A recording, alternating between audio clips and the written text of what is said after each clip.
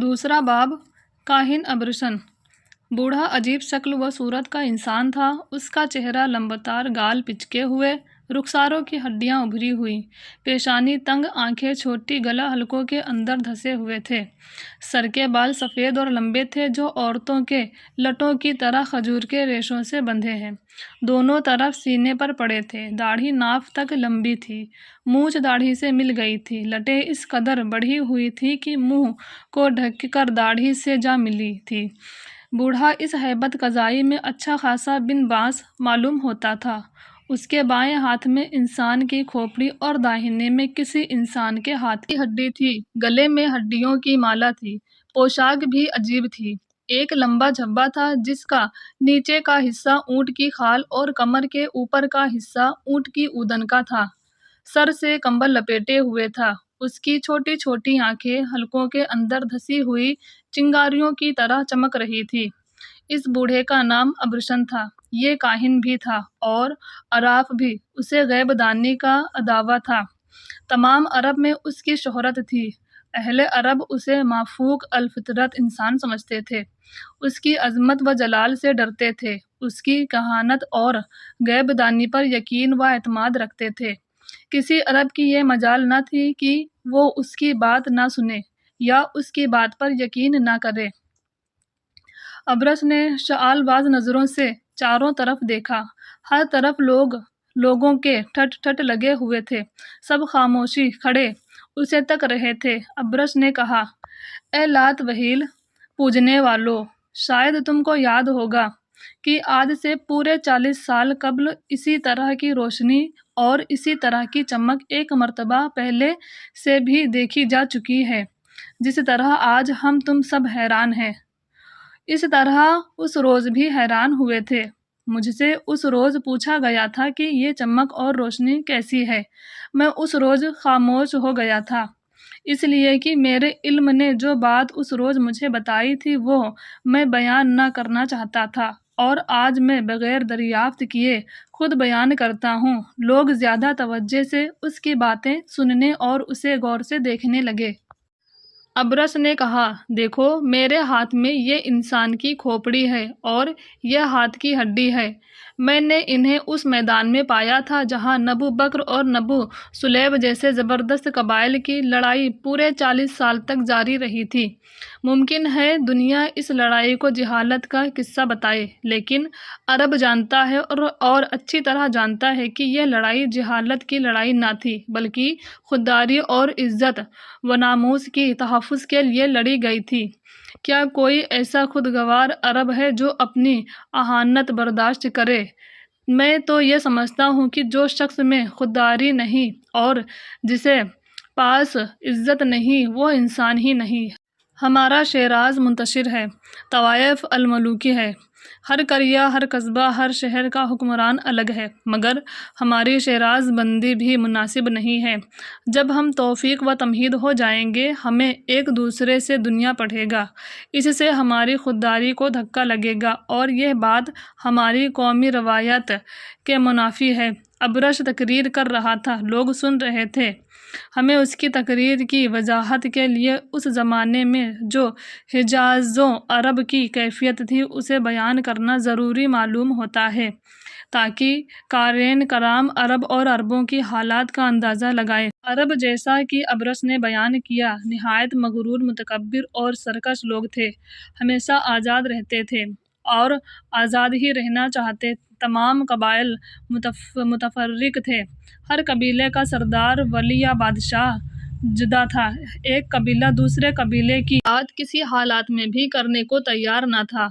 गुरूर जहालत का ये आलम था कि ज़रा ज़रा सी बात में कबाइल टकरा जाते थे। महीनों और बरसों लड़ाई का सिलसिला जारी रहता था। सैकड़ों ऐसी लड़ाइयाँ हुईं जो बिला वजह मोली गईं। चूँकि हर कबीला खुद को दूसरे से बरतर, अफजल, बेहतर और ज़ी इज़्ज़त समझता था, इसलिए बात बात पर जंग छिड़ जाती थी, और ऐसी छिड़ती थी कि जब तक हज़ारों आदमी न मर जाते थे, बंद न होती थी। एक मर्तबा घुड़दौड़ हो रही थी। कई कबाइल के सवार घोड़े दौड़ा रहे थे।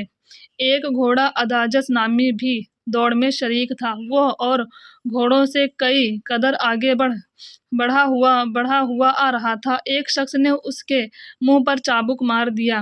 وہ جھجک کے پیچھے رہ گیا۔ بس غضب ہو گیا۔ اسی وقت تلوار میان سے کھینچ لی گئی۔ گھڑ دوڑ بند ہو کر لڑائی شروع ہو گئی۔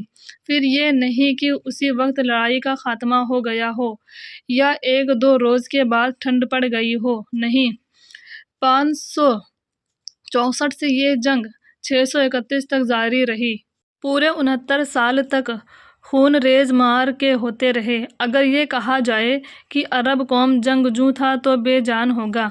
ذرا سی اور معمولی باتوں پر جنگ چھڑ جاتی تو کئی پشتوں تک جاری رہتی، اور اس وقت تک جاری رہتی جب تک کہ خاطر خواہ انتقام نہ لے لیا جائے۔ اکثر و بیشتر باپ اور دادا کا انتقام بیٹے اور پوتے سے لیا جاتا تھا۔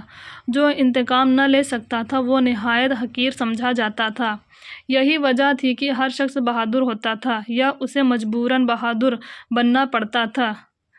شمشیر زنی، نیزہ بازی، تیر اندازی، شہ سواری میں ہر شخص کو کمال حاصل کرنا پڑتا تھا۔ جوان باتوں میں کمال حاصل کر لیتا تھا۔ جو ان باتوں میں کمال حاصل کر لیتا تھا اس کی تمام عرب میں شہرت ہو جاتی تھی۔ سال میں چند مہینے ایسے بھی مقرر کیے گئے تھے جن میں جنگ بند کر دی جاتی تھی۔ ان ایام میں میلے منعقد ہوتے تھے، بازار لگتے تھے، نمائش ہوتی تھی۔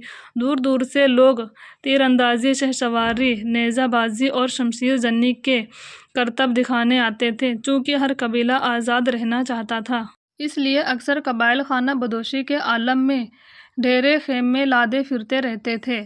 خیمے اونی کمبلوں یا اونٹوں کی کھالوں کے ہوتے تھے۔ جہاں چاہتے خیمے نصب کر لیتے اور جب تک چاہتے رہتے، مگر خیمے نہایت خوبصورت ہوتے تھے۔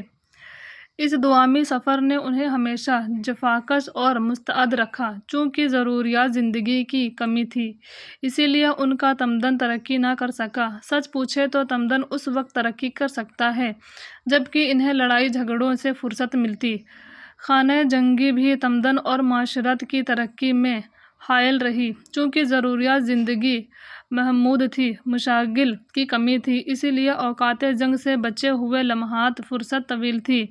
بیکاری نے انہیں شاعر کی طرح متوجہ کر دیا تھا۔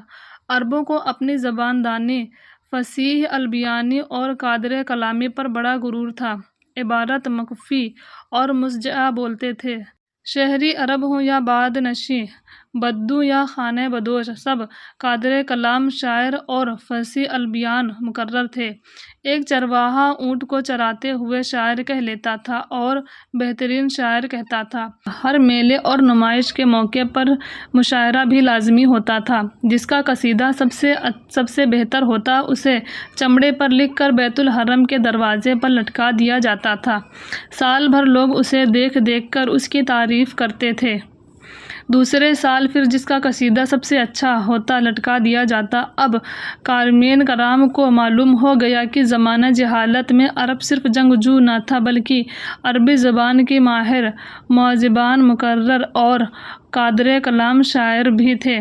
تمام حجاز سارا عرب ان خصوصیاتوں میں غرق تھا، مگر ایک وصف تمام اوصاف سے بڑھ چڑھ کر تھا اور وہ مہمان نوازی تھی۔